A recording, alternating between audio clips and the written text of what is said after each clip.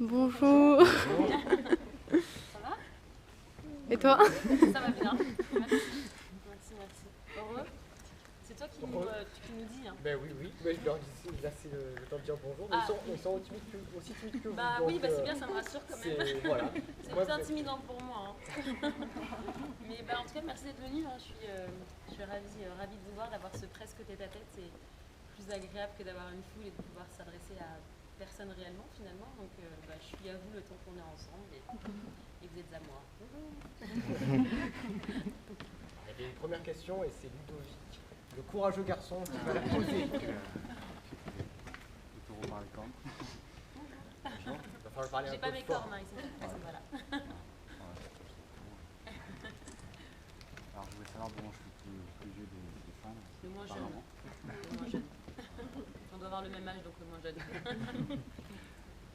Et en fait, j'ai lu sur Wikipédia que tu aimais Tracy Chapman, la dot chez Pepper. Je voulais savoir si c'était vrai déjà. Ouais. Et donc, comme moi, je te suis depuis le. Je suis aussi jeune. Et je voulais savoir. En fait, moi, ma chanson préférée, c'est Victoire. Femme de couleur, tout ça, pour le R&B. Premier album. Bon, ça, je pense que c'est dû à ce que tu aimes Tracy Chapman et son ton. Aujourd'hui, tu te lances dans la pop, ces sons sont un peu plus pop. J'adore aussi, hein, prendre l'air, tout ça, c'est entraînant. Sinon je ne serais pas là aujourd'hui, je te relâchais complètement. Mais je te suis depuis le début, c'est notre style. Et je voulais savoir si c'était dû à ça. En fait, je pense que depuis toute jeune, j'adore plein de styles musicaux. Déjà de Tracy Chapman au Red Hot, il y a déjà une énorme différence.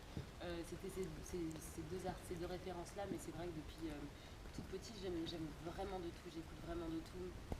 J'ai été, grâce à ma mère, bercée à beaucoup d'artistes français tels que Aznavour.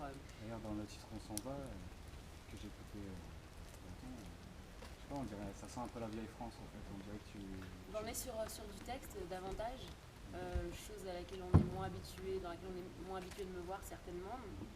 Bien que j'adore ça aussi, si tu as eu l'occasion de me suivre depuis 10 ans, du coup tu as pu voir que dans plein de télé où j'ai l'occasion de pouvoir interpréter ce genre d'artiste, Brel aussi que j'adore pour l'interprète qu'il est et pour les textes aussi qu'il chante. C'est des chanteurs à texte. Voilà, mais c'est aussi des styles musicaux que j'aime aborder parce que du coup moi ça me permet de me montrer aussi différemment, parce que j'adore les textes aussi, j'adore interpréter des mots qui me parlent, qui me font quelque chose, et aussi Véritard de Goldman.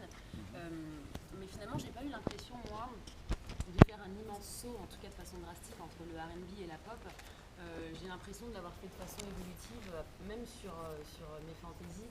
Il y a eu quelques morceaux aussi, tu parlais de Victoire tout à l'heure, qui n'est pas complètement R&B. Alors dans l'image, on l'était complètement parce que je faisais du hip-hop, j'étais à la veille au lendemain de mon bac surtout. J'étais pas à la veille, mais au lendemain. J'aimais cet univers un peu plus urbain, donc du coup j'avais envie de chanter ce que j'écoutais beaucoup à l'époque. Et puis finalement, ça s'est vite transformé quand même de façon assez douce, j'ai l'impression. Et puis c'est vrai que j'ai aussi, de façon inconsciente ou consciente, suivi la musique en général. Moi, en tant que consommatrice, j'aime vraiment écouter de tout. Je parlais tout à l'heure d'une artiste brésilienne que j'ai découverte il y a 2 jours. Je me berce à cet album depuis 2 jours. Je pense que voilà, on se nourrit. Il y a un côté aussi éponge qui fait que quand on arrive avec un nouveau projet, un nouvel album, on a différentes influences. Et puis, vous le savez autant que moi, mais j'aime à chaque fois changer, aller dans d'autres directions. Et donc, du coup, oui, les influences musicales divergent à chaque fois, mais en restant moi, en tout cas dans la mesure du possible.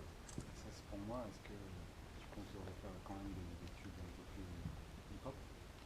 Je sais pas. Je sais que j'ai envie de refaire l'album assez vite, en tout cas de retourner en studio assez vite, parce que j'ai déjà beaucoup d'idées. Là, l'année que j'ai passée avec Solitaire, dans quelque chose de plus intimiste, de plus sombre, dans plein de côtés de ma personnalité que j'ai abordé sur l'album, c'est vrai que j'avais envie de faire quelque chose de frais, de remontrer et de revivre d'ailleurs avant de le remontrer, mais de revivre un côté positif. Ouais, Ouais, parce que je sais pas si c'est de la tristesse, mais c'est une facette de ma Comme personnalité que l'effet j'avais de peu serre, partagée. on s'en va, Complètement. Paris. C'est une envie d'évasion qui m'a finalement un peu toujours suivie. J'ai toujours eu ce paradoxe en fait entre aimer quelque chose, l'adorer et le haïr en même temps, réellement dans tout ce que je fais, dans tout ce que j'aime et dans tout ce que je déteste, dans ma vie personnelle autant que professionnelle. Je vais pouvoir aimer quelque chose et le détester le lendemain. Et je parle beaucoup de ça dans cet album, ce paradoxe justement, et c'est aussi ce qu'on retrouve sur scène. Mais en même temps, ça fait partie de moi. Et c'est juste que c'était cette période-là de ma vie où j'avais envie, où je me sentais prête d'en parler, parce que j'avais passé 2 ans Tam avec Tam. Il y avait plus de Cham, il n'y avait plus tout ça qui me met des œillères. Parce que cette vie aussi, cet amour que je reçois de vous, du public, c'est aussi un pansement sur plein de choses, comme on a chacun de nous. Moi, la musique et ma carrière, ça a été une thérapie sur plein de choses. Et c'est vrai que quand tout ça s'est arrêté pendant 2 ans, je me suis retrouvée face à moi-même avec mes angoisses, mes doutes, mes peurs d'une nana de bientôt de 30 ans, etc. Donc forcément, je parle de moi comme dans mes albums, donc je suis retournée en studio et j'ai forcément parlé de ça. Mais aujourd'hui, avec cette année écoulée, en tournée et à vivre une vie qui me plaît et qui est excitante, du coup j'ai envie de reparler de choses plus En fraîches. fait, ouais, quand on voit tes titres, l'effet de serre, on voit que tu es quelqu'un qui s'inquiète beaucoup. Ouais. Là, c'est l'écologie en ce moment. Ouais, il y a aussi un petit clin d'œil à ça, un peu second degré, mais je suis assez consciente, peut-être trop parfois.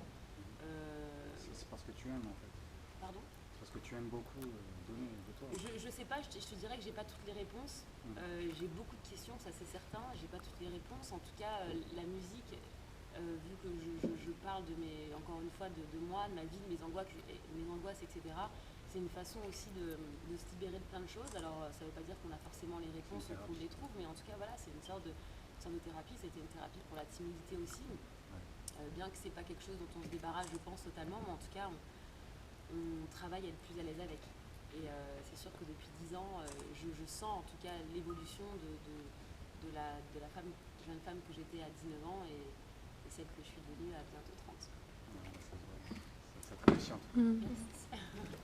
Pensez bien à dire votre prénom quand vous commencez à parler, comme ça au moins Cham sait à qui elle s'adresse. Là c'était Ludovic, je l'avais dit. Non, j'ai deviné comme ça. Est-ce qu'il y a quelqu'un parmi vous qui aurait envie de peut-être de confier à Cham quelle est la chanson qui l'a fait découvrir et aimer c'est Pardon ? peut-être un peu intime parfois, mais vas-y. Moi, pas découvrir, parce que Agnès, quand j'avais chanté, pas découvrir.